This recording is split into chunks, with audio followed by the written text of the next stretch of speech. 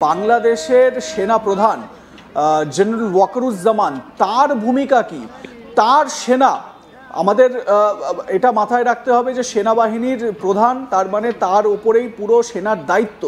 তাহলে এই দায়টা কি তিনি নিজের ঘাড়ে নেবেন না? এত মানে ওয়াকারুজ্জামানের এই মুহূর্তে ভূমিকাটা কি? দেখুন, বাংলাদেশের সেনাবাহিনী এতদিন তারা বিভিন্নভাবে দেশের রক্ষার নাম করে নানা কথা বলে এসছে, কিন্তু গতকাল গোপালগঞ্জে যেটি ঘটেছে এটি দায় এড়ানোর সুযোগ তাদের নেই। কারণ 2024 সালের 5 আগস্ট যখন তৎকালীন প্রধানমন্ত্রী শেখ হাসিনা বাংলাদেশ ছেড়ে চলে যান, হ্যাঁ, তখন জেনারেল ওয়াকারুজ্জামান একটি ভাষণ দিয়েছিলেন জাতির উদ্দেশ্যে, এবং সেই ভাষণটিতে তিনি স্পষ্ট করে বলেছিলেন যে আজ থেকে, এখন থেকে, এই মুহূর্ত থেকে বাংলাদেশ সেনাবাহিনী বাংলাদেশের স্বাধীনতা, সার্বভৌমত্ব, জনগণের জানমালের নিরাপত্তা সহ সার্বিক বিষয় দেখার দায়িত্ব নিচ্ছে, এবং আগামী জাতীয় সংসদ নির্বাচন পর্যন্ত তারা মাঠে থাকবে এবং একটি সুন্দর নির্বাচনের মাধ্যমে রাজনীতিবিদদের হাতে ক্ষমতা হস্তান্তর করে তারা প্রস্থান করবে।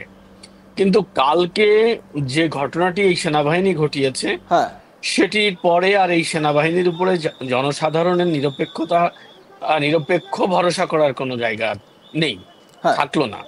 কারণ আপনি যে ভিডিওটি দেখাচ্ছেন বা দেখালেন একটু আগে, যে এভাবে দাঁড়িয়ে সাধারণ মানুষের উপরে বা দেশের অভ্যন্তরীণ রাজনৈতিক নেতাকর্মীদের উপরে গুলি চালানোর নজির বাংলাদেশে এর আগে নেই।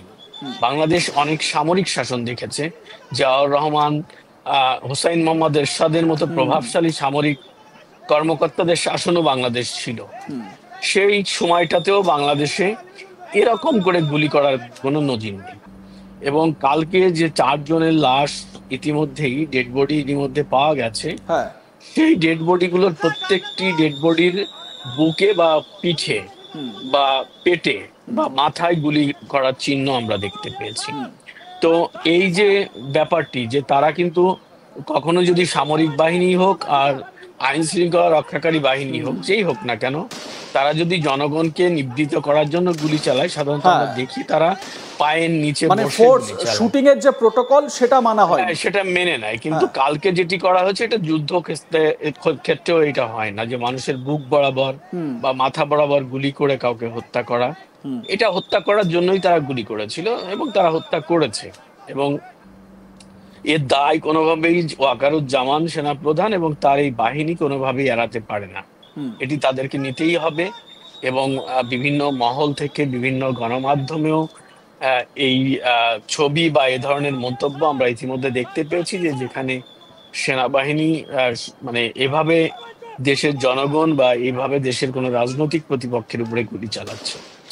হ্যাঁ, এবং আমি এই সেনার যে ভূমিকা, সেটা নিয়ে প্রশ্ন তো থাকছেই। কারণ এটা তো শুধুমাত্র যে বাংলাদেশে হয়েছে, বাংলাদেশের মানুষ দেখছেন এরকম নয়, আজ তাক বাংলায় সম্প্রচারিত হচ্ছে বা স্ট্রিমিং হচ্ছে, এটা সারা বিশ্ব দেখতে পাচ্ছে।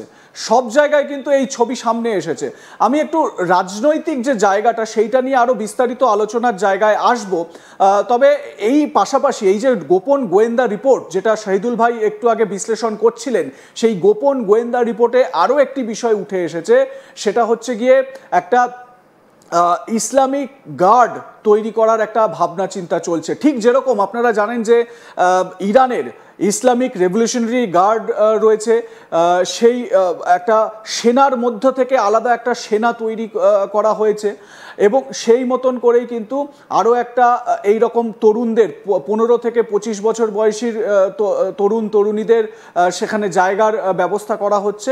এই রকম একটা পরিকল্পনা চলছে। সেই ভয়ঙ্কর কি পরিকল্পনা, সেইটা নিয়েও আরও বিস্তারিত আলোচনা করব। যে গোপন গোয়েন্দা রিপোর্ট, সেনার গোয়েন্দা রিপোর্ট, সেই রিপোর্টে এই রকম তথ্যই পাওয়া যাচ্ছে। যেরকম আমি আপনাদের আগে বললাম যে এনসিপি, এই হাসনাত, সার্জিস, এদের মদতে মোহাম্মদ ইউনূসের যে পরিকল্পনা, বলা ভালো যে এরা যে পরিকল্পনা তৈরি করছে সম্মিলিতভাবে, এই এনসিপিকে, নতুন গঠিত যে পার্টি, সেই পার্টিকে একটা বড় ভূমিকা বা বড় একটা পার্টির তকমা দেওয়ার একটা চক্রান্ত চলছে বা একটা পরিকল্পনা চলছে, এবং এই পরিকল্পনায় জামাতে ইসলামীকে কিভাবে ইনকর্পোরেট করা যায় সেই রকম প্ল্যানিংও চলছে। মানে এতদিন পর্যন্ত, আমি খুব সহজভাবে বলছি, এতদিন পর্যন্ত বাংলাদেশে রাজনৈতিক পার্টি বা রাজনৈতিক মতাদর্শ বলতে আমরা কি বুঝতাম? সবথেকে বড় রাজনৈতিক দল আওয়ামী লীগ এবং বিরোধী পার্টি যারা শাসনেও ছিল, শাসনভারও সামলেছে, বিএনপি। এই দুটো পার্টিকেই মূলত কিন্তু বাংলাদেশের রাজনৈতিক দল হিসেবে সারা বিশ্বের মানুষ জানতেন। কিন্তু পট পরিবর্তনের ভাবনা চিন্তা কি? বিএনপিকে, আওয়ামী লীগকে তো নিষিদ্ধ করে দেওয়াই হয়েছে, এরপর আস্তে আস্তে কি তাহলে বিএনপিকেও নিষিদ্ধ করে দেওয়ার পথে এগোচ্ছে?